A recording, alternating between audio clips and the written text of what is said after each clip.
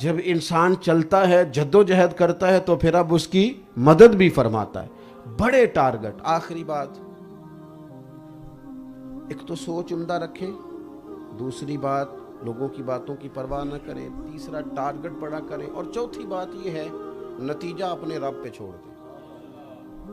Result کبھی اپنی مرضی کا نہ مانگیں. جو لوگ رزلٹ اپنی مرضی کا مانگتے ہیں نا وہ بھی نظریاتی نہیں ہوتے، کمزور ہو جاتے ہیں.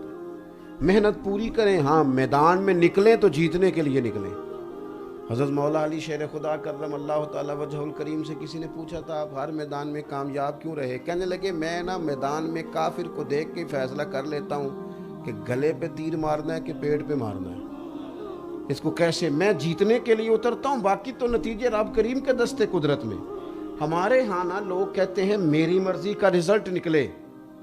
یہ نہیں ہوتا میرے عزیز، یہ نہیں ہوتا. وہ حضرت رومی فرماتے ہیں کہ ایک مقام ایسا تھا کہ جہاں ایک شہر میں وبا پھیل گئی تھی اور اس بیماری کا علاج ایک جڑی بوٹی سے ہونا تھا، اور وہ 4 5 6 پہاڑ تھے، پہاڑ کے اوپر پہاڑ، اس کے اوپر سے جا کے وہ جڑی بوٹی ملتی تھی تو جو آدمی وہاں پیر رکھتا پھسل جاتا.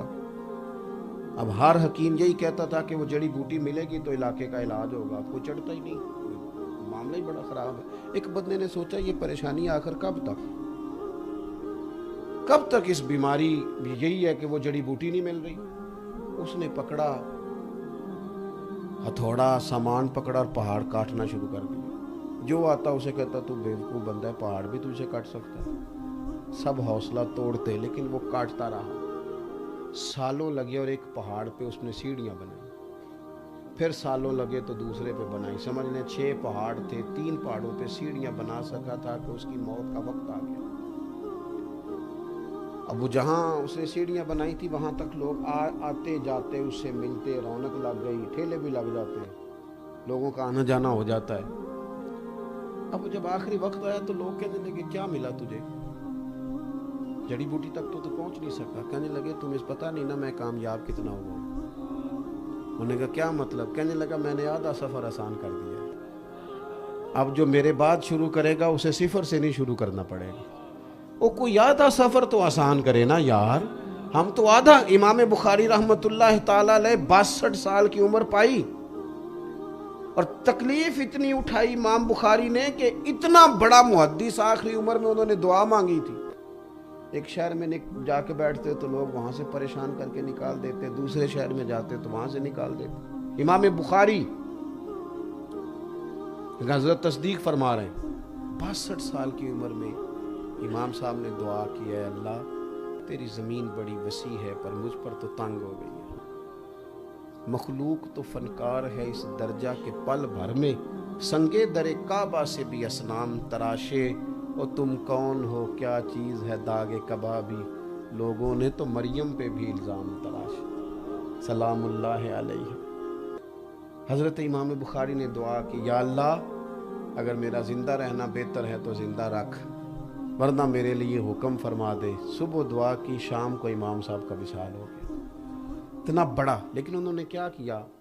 ہمیں احادیث جمع کر کے دے دی نا، ایسی کتاب جو قرآن مجید کے بعد سب سے صحیح کتاب ہے. آج وہ سفر آسان کر گئے. اب لوگوں کو سینکڑوں میل دور جا کر اسماء و رجال پر بحث کر کے احادیث نہیں جمع کرنی پڑیں گی، وہ ہمیں دے گئے، اب اسے پڑھتے رہیں، نتیجہ نکالتے رہیں. ہم یہ چاہتے ہیں کہ ہماری آمدن بالکل اینڈ تک سفر کر کے جائیں، رزلٹ اللہ پہ چھوڑ دیں. بات ختم کرتا ہوں. جتنے نبی دنیا میں آئے نا سارے کامیاب ہو کے گئے. تمام انبیاء کرام علیہم السلام کامیاب ہو کے گئے. آپ کی توجہ ہے میری بات پر؟ یہ نوجوان ذرا غور کریں. تمام انبیاء کامیاب گئے لیکن کسی نبی کا کلمہ 6 لوگوں نے پڑھا ہے، کسی کا 12 نے پڑھا ہے، کسی کا چند 100 نے پڑھا ہے. نبی کیوں کامیاب ہو کے گئے؟ کہ رب کریم نے جو ڈیوٹی لگائی تھی وہ ڈیوٹی انہوں نے پوری کی ہے. اس ذمہ داری سے وہ پیچھے اپنی ذمہ داریوں کا احساس کریں اور اپنی ڈیوٹی وقت پر دیں. مؤذن کو یہ حکم نہیں ہے کہ اذان پڑھے اور پھر وہ گل لے کے نکل جائے کہ آؤ سارے مسجد میں. اسے حکم ہے کہ تو اذان تو وقت پہ پڑھنا، مسجد تو ٹائم پہ کھولنا، صفیں تو بچھانا، ڈیوٹی تو کرنا. خدا اپنی رحمت سے نمازی بھی عطا فرما ہی دے گا. تو ایک تو اپنی زندگی میں ارادوں کو مضبوط کرے، سوچوں کو اچھا رکھے، باتوں کی پرواہ کم سے کم کریں اور بڑے ٹارگٹ پیدا کریں اور کچھ تو سفر آسان کریں۔ ہم کوئی، میں بابا فرید صاحب رحمۃ اللہ علیہ کو پڑھ رہا تھا تو ان سے کسی نے کہا حضور دل بڑا بے سکون رہتا ہے، تو ہم تو چلو وظیفہ بتاتے ہیں، وظیفہ بتانا ذرا آسان کام ہے۔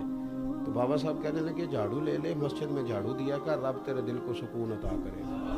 وہ کوئی تو دین کا کام کرنا، جھاڑو لے لے، مسجد میں جھاڑو دیا کر، اللہ دل کو سکون عطا کرے گا۔ کچھ عملاً کام کیا جائے۔ اللہ کی بارگاہ میں دعا کرتا ہوں مالک کریم ہماری حاضریوں کو قبولیت کا شرف عطا کرے۔